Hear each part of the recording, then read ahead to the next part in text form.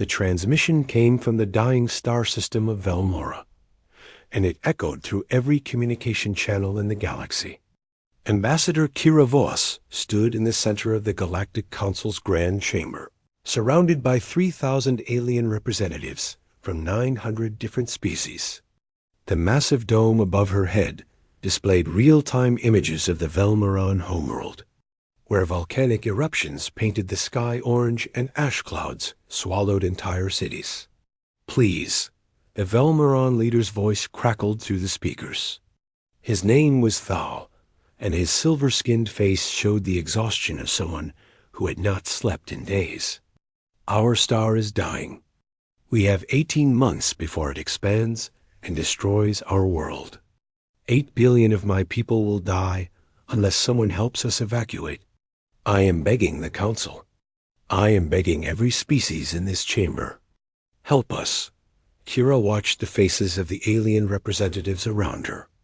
The Hackrites, with their 4 arms and mechanical voices, sat motionless. The Orvathi, insectoid beings with compound eyes, whispered among themselves. The Dravaki, tall and elegant with flowing robes, studied data tablets without looking up. None of them showed urgency. None of them showed concern. Humanity had only been part of the Galactic Council for 12 years. Kira was Earth's 3rd ambassador to this body, and she still felt like a child sitting at the adults' table. Her species had barely mastered interstellar travel when the Council found them. Now she represented 8 billion humans in a galaxy of trillions. Supreme Arbiter Malkith, a Hackrite elder with gold-plated armor covering his 4 arms, raised one hand for silence. His mechanical voice filled the chamber. The Council acknowledges the Velmoran crisis.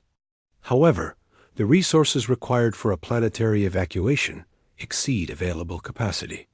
The Velmoran species must seek private assistance from individual member worlds. Thal's holographic image flickered. "We have sought private assistance. For 6 months, we have contacted every major species. The Hackrites said they lacked transport capacity. The Orvathi said the cost is too high. The Dravaki expressed sympathy, but offered nothing concrete." His voice broke. "We are running out of time. Our children are running out of time." Kira felt her heart tighten. She had read the intelligence reports about Velmora. The Velmorans were a peaceful species, artists and scientists who had never started a war in their 10,000-year history. They had developed slowly, carefully, building a civilization based on cooperation rather than conquest. And now, through no fault of their own, their star was dying. The universe was not fair. "The Council's position is clear," Malkith announced. "We cannot authorize compulsory resource allocation for evacuation efforts. Member species may volunteer assistance, but there is no obligation under treaty law." This session will now proceed to the next agenda item. The holographic display shifted, showing trade statistics from the Tarmelian sector. Just like that, 8 billion lives became a footnote. Thal's image remained visible in a corner of the display, his silver face frozen in despair. Kira watched him disconnect from the transmission, watched the hope drain from his eyes. She had seen that expression before, in refugee camps on Earth during the climate wars. The look of someone who had begged for help and received only silence. The session continued for another 3 hours. Trade disputes, border agreements, mining rights in uninhabited systems. Kira sat through all of it, but her mind kept returning to the Velmorans. 8 billion lives, 18 months, and the most powerful governing body in the galaxy had just shrugged and moved on. After the session ended, Kira walked through the Council headquarters, a massive station orbiting a neutron star at the galaxy's center. The corridors were crowded with diplomats from hundreds of species, all pursuing their own agendas. She passed Hackrite officials discussing defense contracts, Orvathi traders negotiating resource exchanges, Dravaki aristocrats attending cultural exhibitions, None of them seemed troubled by the Velmoron crisis. It was simply not their problem. Kira found a quiet observation deck overlooking the neutron star. Its blue-white light filled the room, casting strange shadows on the walls. She stood there alone, thinking about what she had witnessed. Her communication device chimed. The caller was Director Nathan Cole from Earth's Interstellar Affairs Department. His face appeared on her screen, gray-haired and serious. "I watched the session," he said without greeting. "The Velmorans got nothing. They got sympathy," Kira replied bitterly. "That's the Council's specialty. Sympathy without action." "The analysts are saying this is normal for the Council," Nathan said. "They've let species die before. The Pelham collapse 50 years ago. The Narration plague 3 centuries back. The Council expresses concern and does nothing. That makes it worse, not better," Kira said. Nathan was silent for a moment. "There's been discussion at the highest levels. The President and the Cabinet met this morning. They want to know if we can help the Velmorans." Kira turned sharply. "Help them? Nathan, we don't have the resources. We've been spacefaring for less than a century. Our fleet is tiny compared to the major species. We can barely support our own colonies." "The President knows that," Nathan said carefully. "But she also knows something the Council doesn't seem to understand. Sometimes doing the right thing matters more than doing the smart thing." Kira stared at him. "What exactly are you proposing?" "We're proposing that humanity try something nobody else is willing to try. We help the Velmorans because they need help, not because it benefits us. Not because we'll gain political advantage. Because it's right." "The Council won't like that," Kira said slowly. "They've already said evacuation isn't authorized. If we act independently, we'll be challenging their authority. We'll be doing what they should have done," Nathan replied. "And maybe, just maybe, we'll show this galaxy that there's another way to handle crisis. A way that doesn't involve committees and protocols and watching people die while discussing trade statistics."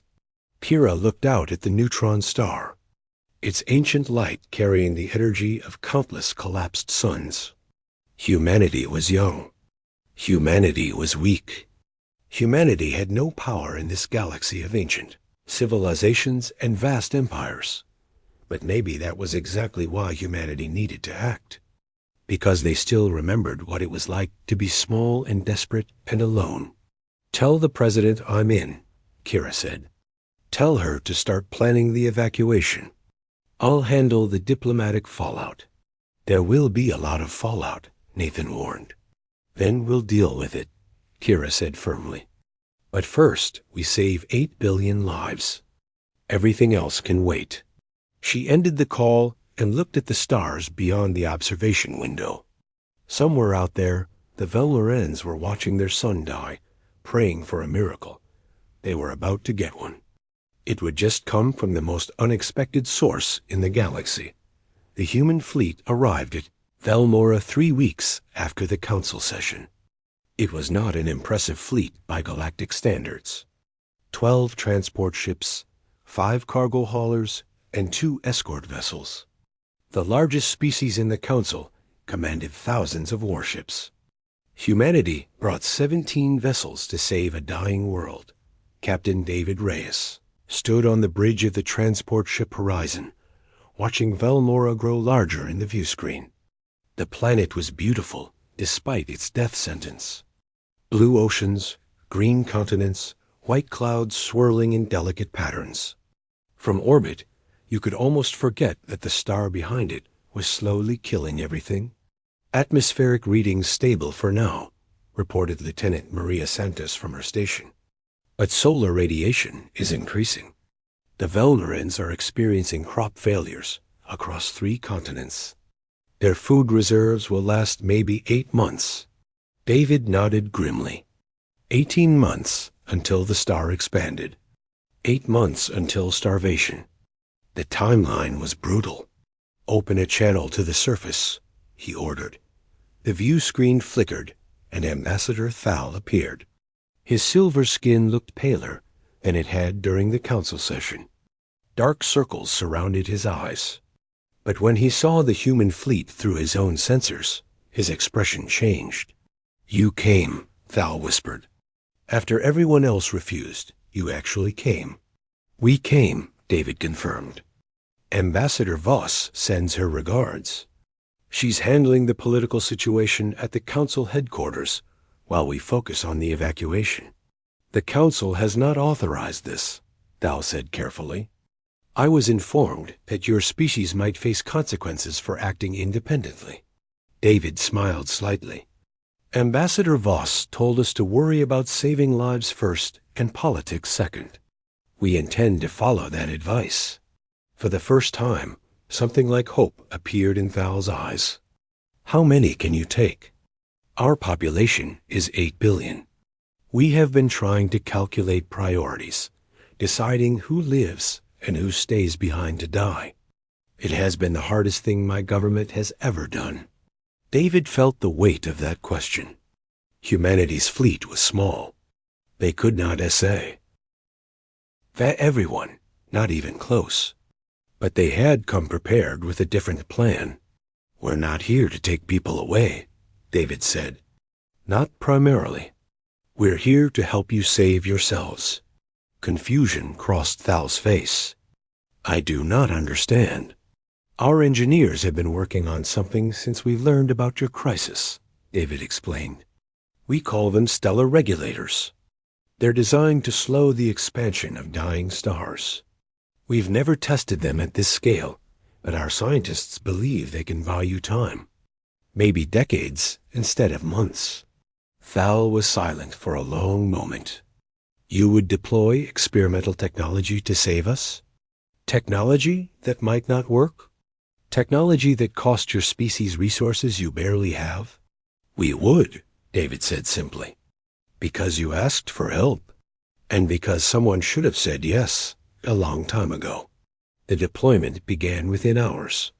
Human engineers worked alongside Velmaran scientists, combining Earth's experimental technology with local knowledge of their star's behavior. The stellar regulators were massive devices, each one the size of a small city, designed to absorb and redirect excess energy from the dying sun. Dr. Elena Vasquez led the technical team. She had spent her entire career studying stellar physics on Earth, never imagining she would apply that knowledge to save an alien civilization.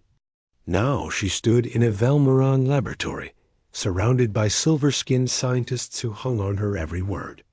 "The regulators will create a feedback loop," she explained, using a holographic display to illustrate her point. "They absorb solar energy during expansion phases and release it gradually during stable periods. Think of it like a pressure valve for your sun." Dr. Kelmas, the lead Velmaran physicist, studied the diagrams intently. "This is remarkable technology. We have been working on similar concepts, but our resources were always directed elsewhere.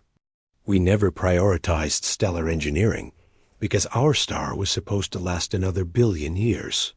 "Stars don't follow schedules," Elena said gently. "We learned that lesson on Earth, too. Sometimes the universe surprises you in terrible ways." The first regulator launched 2 days later. The massive device accelerated toward Velmora's sun, its reflective surface glinting in the deadly light. Millions of Velmorans watched from the surface, their faces turned skyward, praying to gods they hoped were listening. David watched from the horizon's bridge as the regulator entered its designated orbit. For a moment, nothing happened. Then the device activated, its energy absorption systems humming to life. Sensors showed immediate effects. The sun's expansion slowed measurably. Not stopped, but slowed. "It's working," Maria reported, her voice tight with emotion. "Solar radiation levels are dropping. The expansion rate has decreased by 12%. David allowed himself to breathe.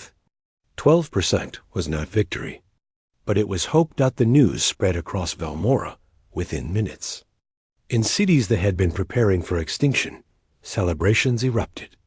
Velnorans danced in streets that they had expected to become graveyards. Children who had been told they would never grow up now had a future worth imagining, but the crisis was far from over. "Captain, we have incoming vessels," Maria announced suddenly. "Hackrite configuration. 6 ships, heavy diplomatic class." David's celebration died instantly.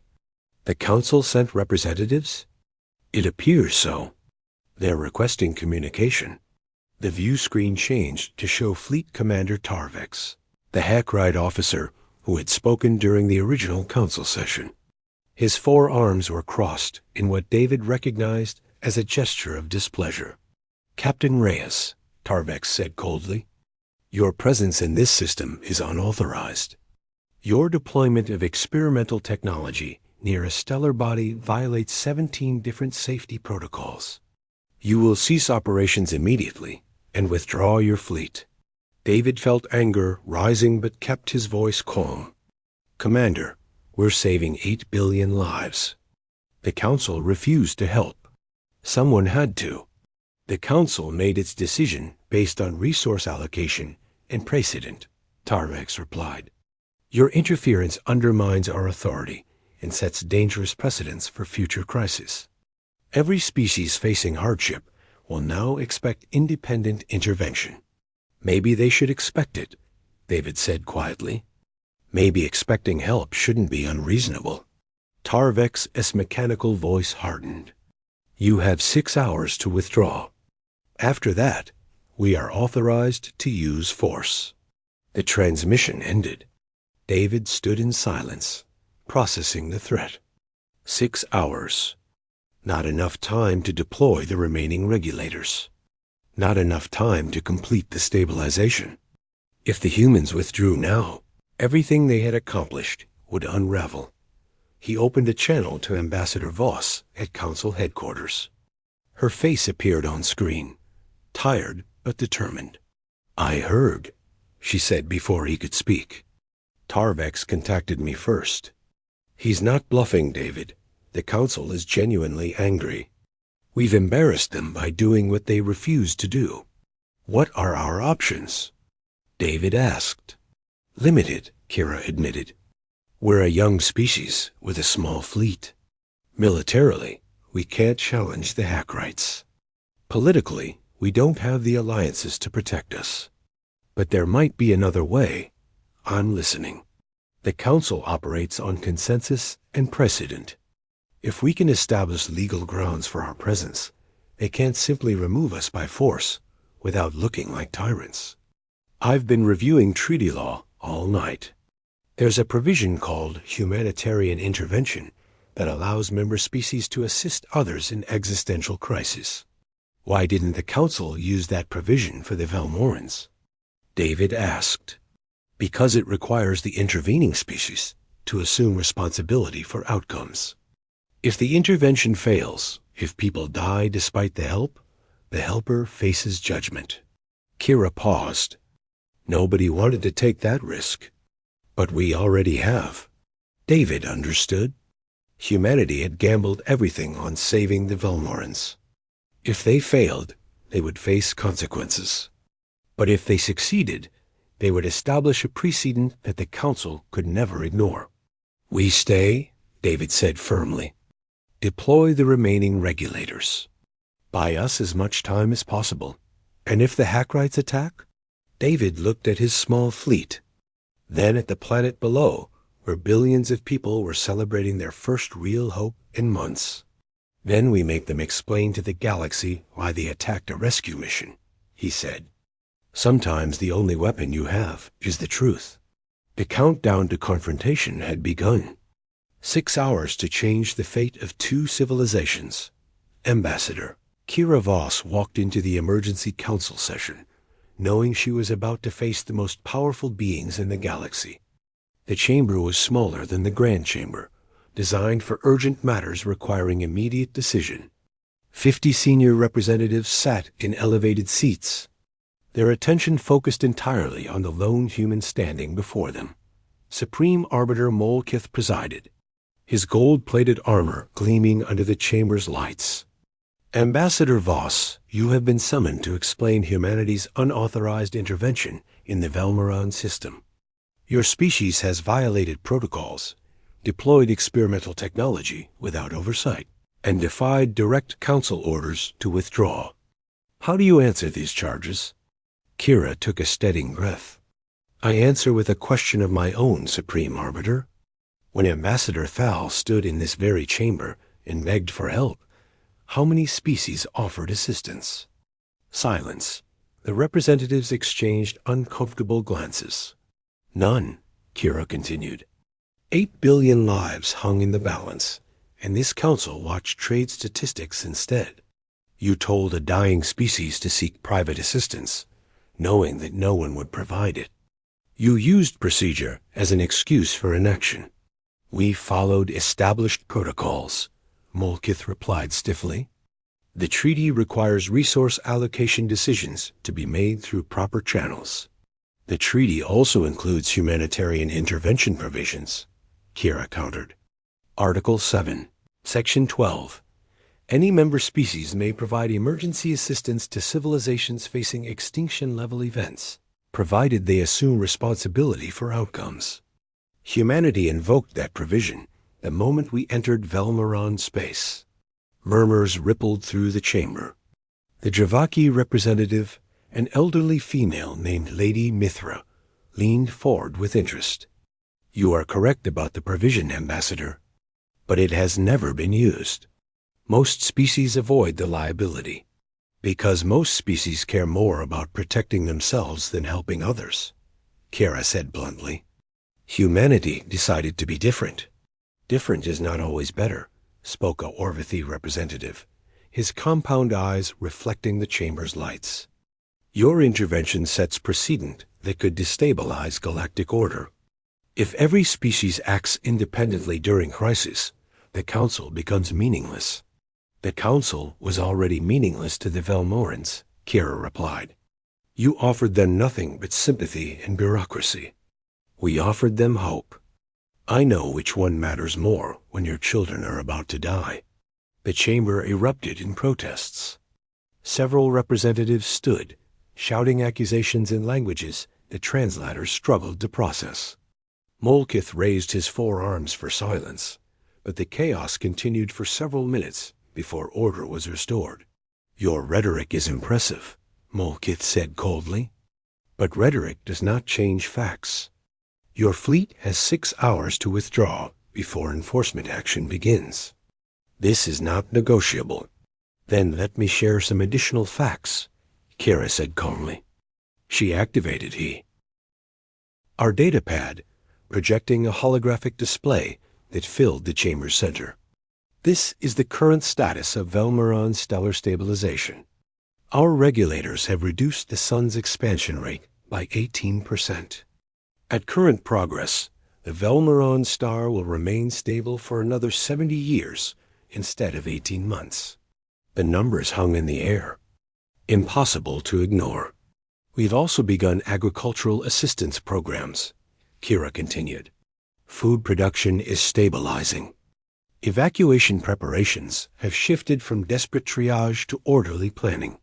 For the first time in months, Velmaron children are going to school instead of attending funerals for their future. Lady Mithra's expression softened visibly. These are impressive achievements, Ambassador, but they do not address the legal concerns. Legal concerns can be debated for centuries, Kira replied. Lives cannot wait that long. I ask this council to consider what message you send to the galaxy if you attack a humanitarian mission to enforce procedures that let people die. You ask us to ignore the law. Molkith accused. I ask you to remember why the law exists, Kira countered. To protect life. To ensure justice. To prevent suffering. When the law fails those purposes, the law needs to change. The chamber fell silent again. Kira could see the conflict on alien faces. In body language, she had spent years learning to read. The representatives were not monsters. Many of them genuinely believed in the principles they were defending. But those principles had become obstacles instead of guides. A new voice spoke, one Kira had not expected. The Velmoran Observer, a young diplomat named Thalkira, who had replaced Ambassador Thal during the crisis, rose from her seat in the gallery. "May I speak?" she asked, her silver skin reflecting the light. Molkith hesitated, then nodded.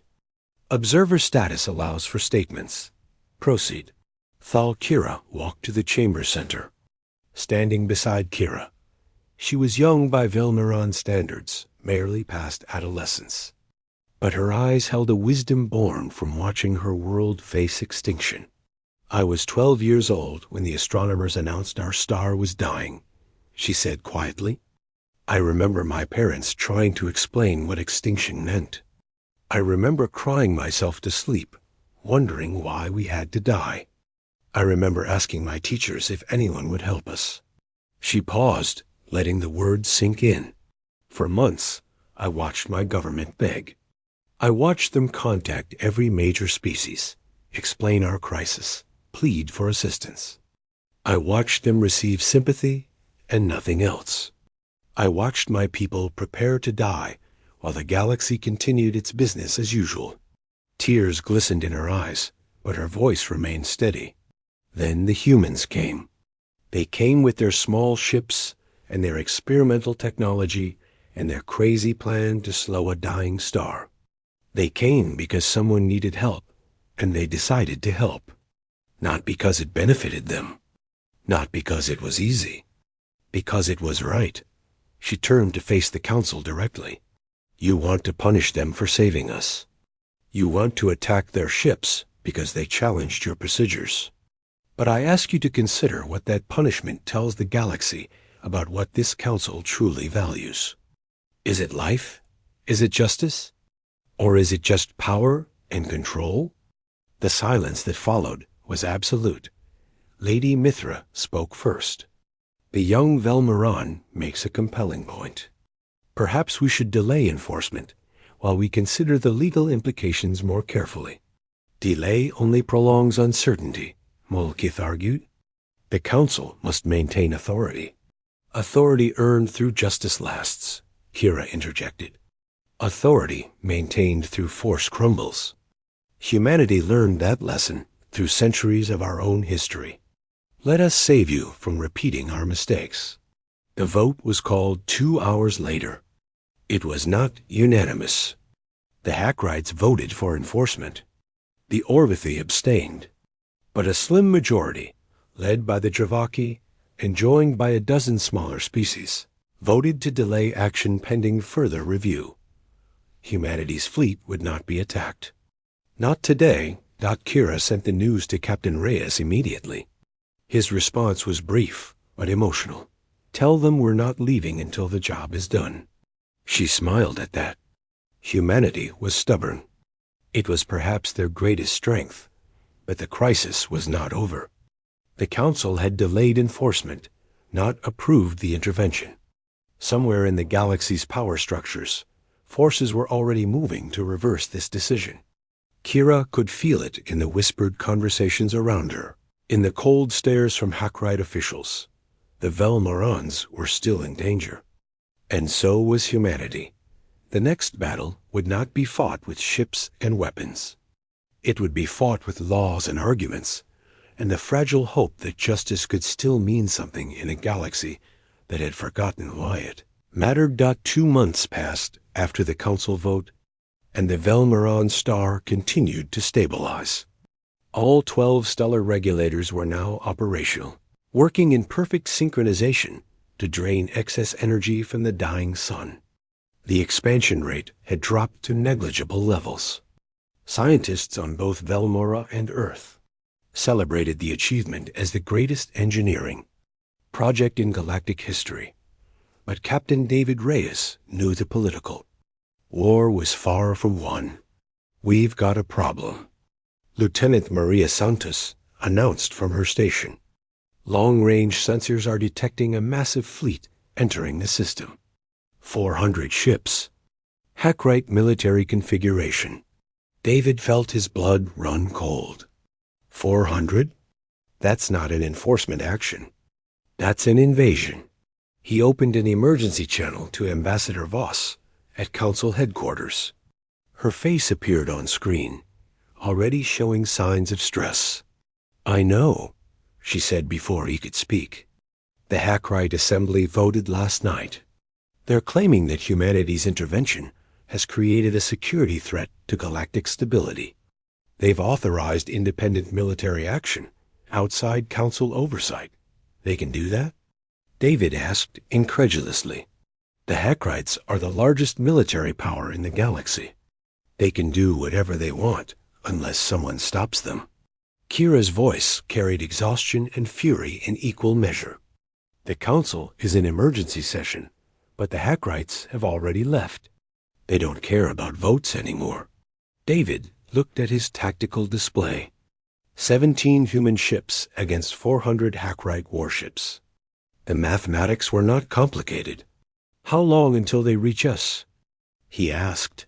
6 hours, Maria reported quietly. 6 hours to save everything they had built. 6 hours to protect 8 billion Velmorans who had finally started believing in their future. 6 hours before the largest military force in the galaxy arrived to destroy one of the smallest. David called an emergency meeting with his senior officers. They gathered on the Horizon's bridge, their faces grim with understanding. "We can't win this fight," said Commander Thomas Burke, the fleet's tactical officer. "Not conventionally. The HFYs have firepower that would obliterate our entire fleet in minutes." "Then we don't fight conventionally," David replied. "Dr. Vasquez, what happens if the stellar regulators are damaged?" Elena's face went pale. "The energy they've been absorbing would release all at once. The resulting solar flare would devastate everything within the inner system, including the HFY fleet." "And Velmora?" David asked carefully. "Protected," Elena said slowly. "The regulators are positioned to shield the planet from exactly that scenario. We designed them that way deliberately." David nodded. "Then we use the regulators as a deterrent. If the HFYs attack us, we threaten to destabilize the devices. Mutually assured destruction." "That's insane," Burke protested. "You're talking about triggering a solar catastrophe." "I'm talking about making the HFYs believe we would trigger one," David corrected. "Deterrence doesn't require actually following through. It requires making the threat credible." "Would you follow through?" Maria asked quietly. "If they called the bluff?" David was silent for a long moment. It was the question he had hoped no one would ask, because he did not know the answer. Could he sacrifice himself and his crew to protect Velmora? Yes, without hesitation. But triggering a solar flare that might damage the very people he was trying to save. "Let's hope it doesn't come to that," he said finally. The hours crawled by. On Velmora's surface, panic was spreading as news of the HFY fleet reached the population. Ambassador Thal broadcast constant reassurances. But terror was difficult to contain when extinction had become familiar about 4 hours before the HFY arrival. Something unexpected happened. "New contacts entering the system," Maria announced, her voice rising with surprise. "Multiple jump signatures. Different configurations. These aren't HFY ships." David rushed to the sensor display. Ship after ship was appearing around Velmora, emerging from faster-than-light travel in a protective formation around the planet. The designs were varied, representing dozens of different species. "I'm reading Dravaki cruisers," Maria said, her voice shaking with emotion. "Tarmelian medical ships. Corvith transports. Even some Orvithai cargo vessels. There must be 200 ships here." David stared at the display in disbelief. "Open a channel. Find out what's happening." Lady Mithra's elegant face appeared on the view screen. The Dravaki representative was standing on the bridge of her personal cruiser, surrounded by officers of her species.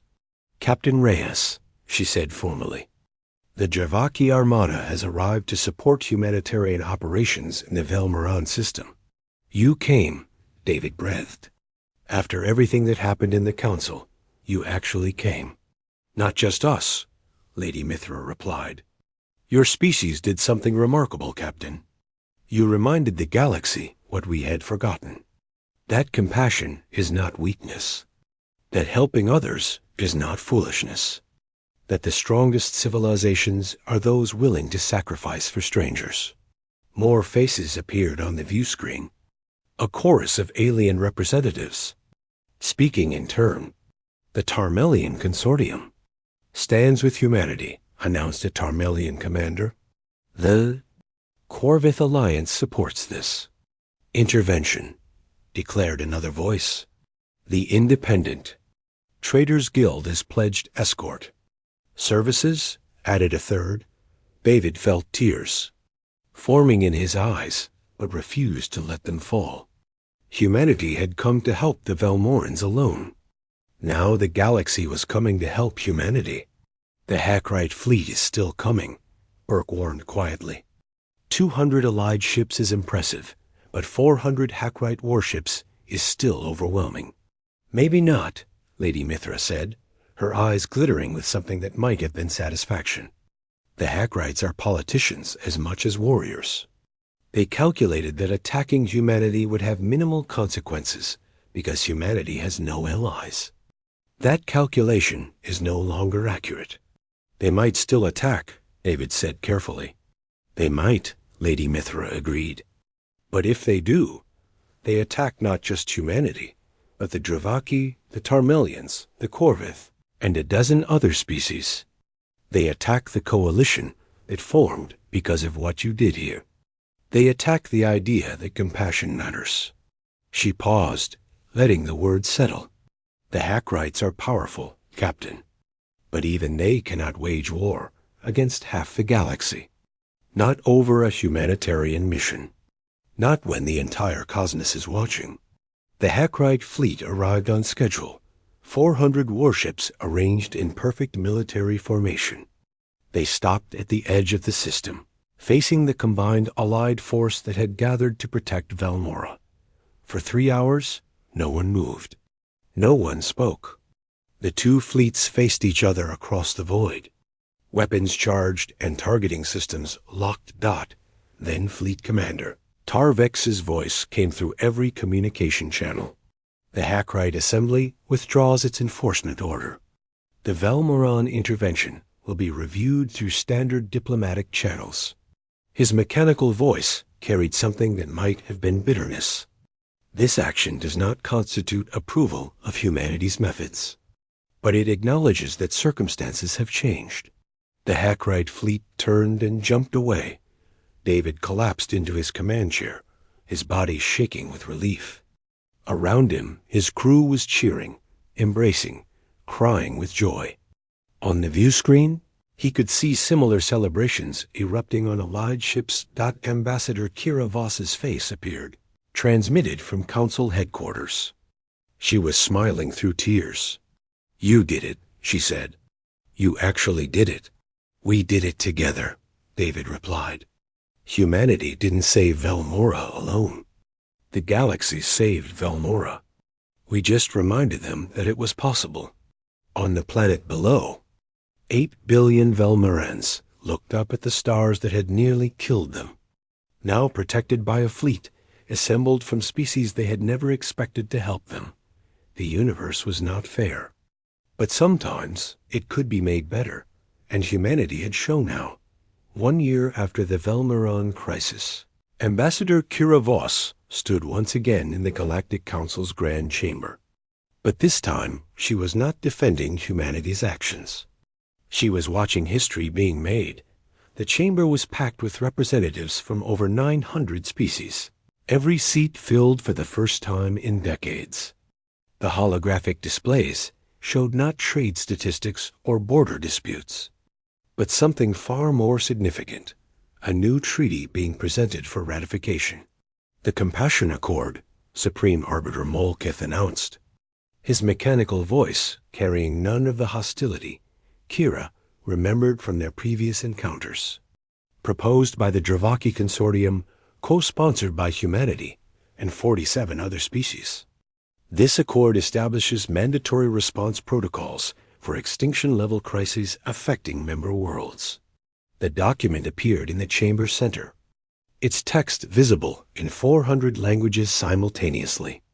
Kira had helped draft portions of it, working alongside Lady Mithra and representatives from species that had once ignored the Velmorens entirely. The accord was simple in principle, but revolutionary in practice. Any species facing extinction had the right to request immediate assistance. Any member species could provide that assistance without prior council approval, and the council itself was obligated to coordinate resources rather than simply discussing procedures.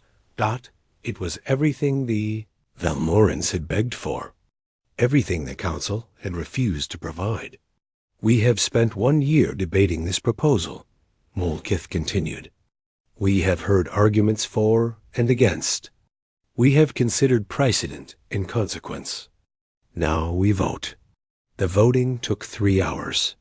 Each species announced their position individually, a tradition designed to ensure accountability. The major powers voted first, as protocol demanded. The Hackrite Assembly votes in favor, Tarvex announced, and Kira felt her jaw drop. The Hackrites had opposed the accord throughout the debate process. Their reversal was unprecedented. The Orvithi Collective votes in favor, came the next announcement. Species after species declared their support. Some were expected allies who had stood with humanity at Velmora. Others were former opponents who had changed their positions during the year of debate. By the time the voting concluded, the result was overwhelming. 873 species in favor, 27 opposed. The Compassion Accord had passed. The chamber erupted in celebration. Kira found herself surrounded by alien delegates offering congratulations. Touching her hands and shoulders in gestures of respect she had spent years learning to recognize. Lady Mithra embraced her formally, Dravaki style, pressing forehead to forehead in a sign of deep friendship. You changed everything, Lady Mithra said quietly. Not just for the Velmorens. For all of us. We only did what was right, Kira replied. That shouldn't have been revolutionary. But it was, Lady Mithra said. Sometimes doing what is right is the most revolutionary act possible. Later that day, Kira traveled to Velmora to attend the anniversary celebration. The planet had transformed in the year since the crisis. Cities that had been preparing for evacuation were now expanding, their populations growing confident in their future. The stellar regulators orbited the sun like protective guardians, their steady work ensuring that Velmoran children would grow up under stable skies. Captain David Reyes met her at the landing platform. He had been promoted to admiral since their first encounter, placed in command of humanity's newly expanded fleet. The crisis had convinced Earth's governments that interstellar presence mattered more than they had previously believed. The Council passed the accord, Kyra reported. 873 to 27. David smiled broadly. Even the Hackrites? Even the Hackrites. Apparently, they decided that being remembered as the species that tried to stop humanitarian aid was bad for their political brand. They walked together through the Velmoran capital, where silver-skinned crowds lined the streets to watch the human delegation pass. Children waved flags displaying both Velmoran and Earth symbols intertwined. Artists had painted murals depicting the stellar regulators and the human ships that had brought them. They made us heroes, David said quietly. We just did what anyone should have done. That's exactly why they made us heroes, Kira replied. Because what should be normal was actually exceptional. Because compassion had become so rare that showing it was remarkable. They reached the central plaza where Ambassador Thal waited. He had aged visibly during the crisis, but his eyes now carried peace instead of desperation. Beside him stood his daughter, Thalkira, the young diplomat who had spoken so powerfully before the council. Ambassador Voss, Admiral Reyes. Thal bowed formally, then broke into a genuine smile. My friends, the accord passed, Kira reported again. Your people will never face what you faced again. No species will, not if the Council keeps its promises. Because of what you did, Thal said. Because when we pleaded to galactic leaders, only humans reached out. You showed the galaxy something it had forgotten. That helping others is not just morally right. It makes us stronger together than we could ever be apart. The celebration continued through the night. Music from 100 worlds filled the Velmaron sky. Dancers performed traditional ceremonies alongside experimental fusions of human and hen.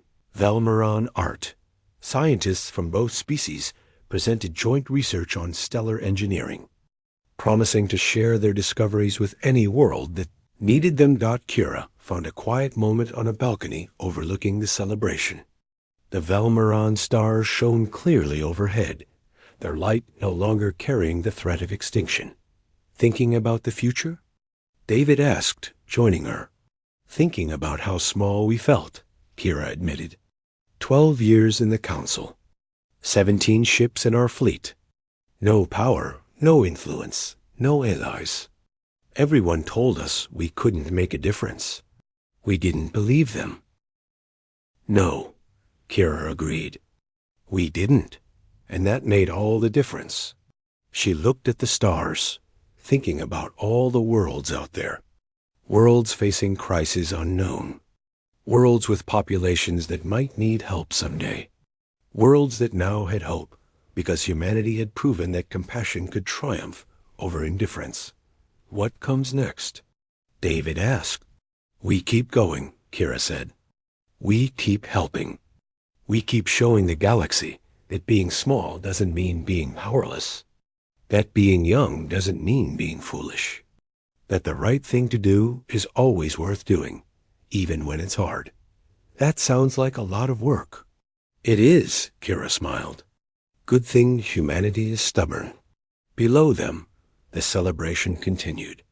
Velmorans and humans danced together, their differences forgotten in the joy of shared survival.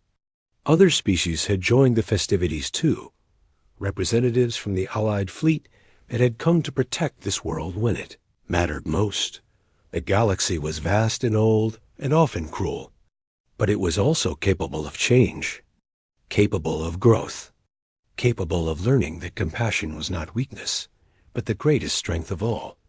Humanity had shown them that, and the universe would never be quite the same. The story of Velmora became legend across the galaxy. In academies and schools on 1,000 worlds, students learned about the young species from a small blue planet who had defied the most powerful governing body in existence to save strangers they had never met. They learned about the coalition that formed to support that impossible act. They learned about the compassion, a cord that changed galactic law forever. And they learned the most important lesson of all. When everyone else turns away, someone must be willing to reach out. Humanity had answered that call. And in doing so, they had reminded the entire galaxy what civilization was supposed to mean. Not power, not conquest, not survival of the strongest, but compassion, community, the simple, revolutionary act of helping those who need help. Because that is what beings of conscience do.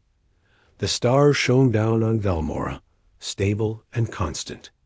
A promise kept against impossible odds.